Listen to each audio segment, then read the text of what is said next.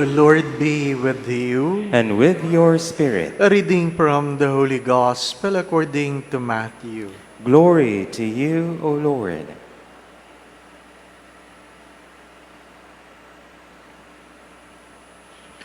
Jesus said to the 12, "As you go, make this proclamation. The kingdom of heaven is at hand. Cure the sick, raise the dead, cleanse the lepers, drive out demons. Without cause you have received, without cause you are to give. Do not take gold or silver or copper for your belts, no sack for the journey or a second tunic, or sandals or walking stick. The laborers deserves his keep. Whatever town or village you enter, look for a worthy person in it, and stay there until you leave. As you enter a house, wish it peace. If the house is worthy, let your peace come upon it. If not, let your peace return to you."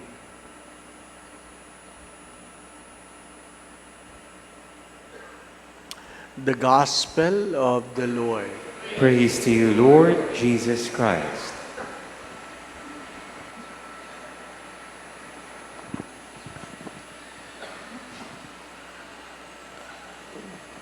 I was listening to a sister, a friend who was just moved to another assignment.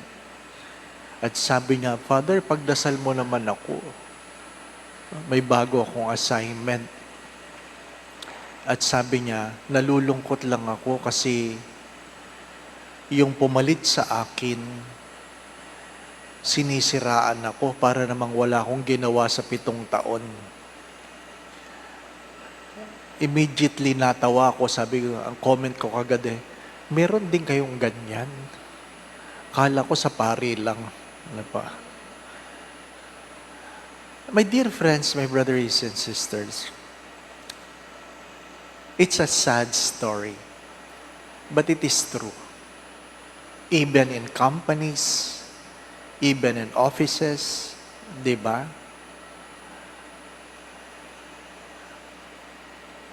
Feeling kasi natin, pag nasisiraan natin ang ating kapwa, nagiging mas mabuti tayo. As I always say this, knowing the sins of your neighbor does not make you holy. But talking about their sins makes you worst, because that is gossip and that is sinful. Remember that. Remember that. You can never build a tower by breaking the foundation that your predecessor has established. Ano sabi ko kahapon? What prevent us from being blessed is having a bad attitude. And that is one of them. That is one of them. What can we learn from Barnabas? What can we learn? He was so humble and he sought Paul and allowed Paul to teach him. You want to be blessed? Be docile, be teachable. And the only way to be docile, to be teachable, is to be humble.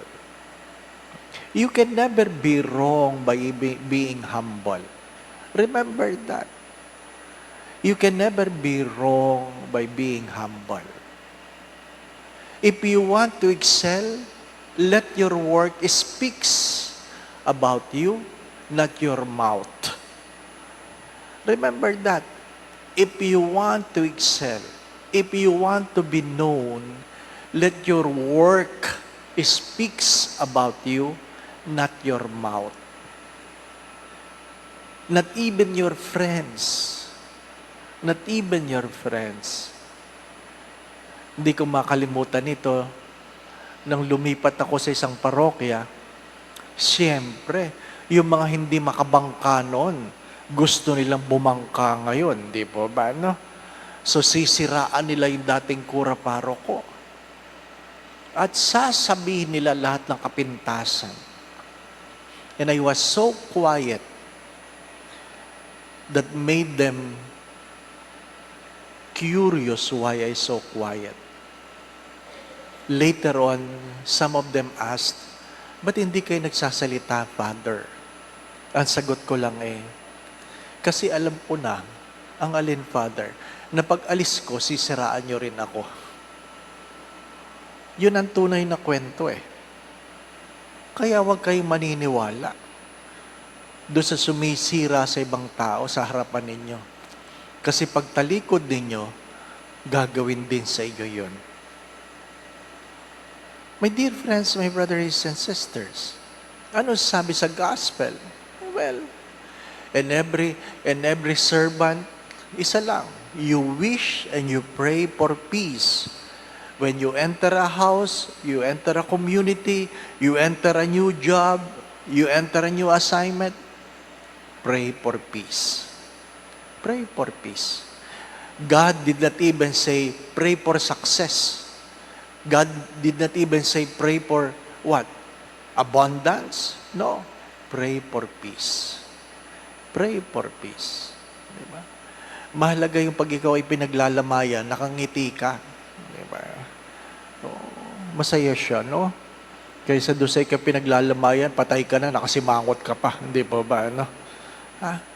Maiksi lang ang buhay.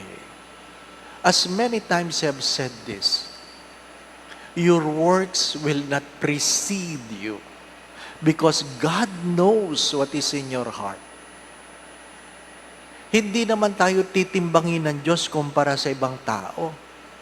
Titimbangin tayo ng Diyos ayon sa kakanyahan na pinagkaloob nila sa atin. Remember that. We will be judged by God not by comparing ourselves to other people.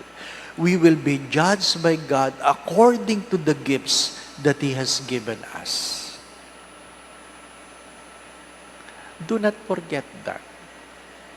Kaya hindi maganda yung kinukumpara natin ng ibang tao sa ibang tao. When I say, become a better person today than yesterday, is to compare yourself today from your yesterday, not to anyone else. Again, my brothers and sisters, what can we learn from Barnabas? He was humble, he was docile, and he was able to look for someone who can mentor him to be a better person. And who was that? Paul. He was not afraid to follow a good teacher. Amen. Again, my brothers and sisters, do not trust people who malign others because you might be the victim later on. Second, be humble. We can never build our towers by destroying others. Let your work speaks about you, not your mouth. The Lord be with you. And with your spirit. And may Almighty God bless you and your family, the Father, the Son, and the Holy Spirit. Amen. We go in peace to love and serve the Lord. Thanks be to God.